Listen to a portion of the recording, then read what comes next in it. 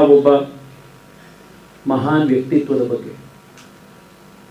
Robert civil ಕೂಡ ಶಿವಾಜಿ ಮಹಾರಾಜರ ಬಗ್ಗೆ, ಅವರು ವಿಜಯನಗರ ಸಾಮ್ರಾಜ್ಯದ ಬಗ್ಗೆ ಒಂದು ಪುಸ್ತಕ ಬರೆದಿದ್ದಾರೆ, ನಿಮ್ಮೆಲ್ಲರಿಗೂ ಗೊತ್ತು, ಫರ್ಗಾಟನ್ ಎಂಪೈರ್ ಅಂತ. ಆ ಪುಸ್ತಕದಲ್ಲಿ ಅವರು ವಿಜಯನಗರ ಸಾಮ್ರಾಜ್ಯದ ಮಹತ್ವ ಏನಿತ್ತು ಅನ್ನೋದ್ರ ಬಗ್ಗೆ ಬರೀತಾ ಅವ್ರು ಹೇಳ್ತಾರೆ, ಭಾರತದಲ್ಲಿ ಹಿಂದೂ ಧರ್ಮವನ್ನು ಉಳಿಸಲಿಕ್ಕೆ ಕಾರಣವಾದಂತಹ ಶಿವಾಜಿ ಮಹಾರಾಜರು ಪ್ರೇರಣೆ ಪಡ್ಕೊಂಡಿದ್ದು ವಿಜಯನಗರ ಸಾಮ್ರಾಜ್ಯದಿಂದ. ಆ್ಯಂಡ್ ಶಿವಾಜಿ ಮಹಾರಾಜರ ಬಗ್ಗೆ ಹೇಳ್ತಾರೆ, the greatest Indian in the last 1000 years ಅಂತ. ರಾಬರ್ಟ್ ಸಿವಿಲ್ ಶಿವಾಜಿ ಮಹಾರಾಜರ ಬಗ್ಗೆ ಕೊಡುವಂಥ ಡೆಫಿನಿಷನ್.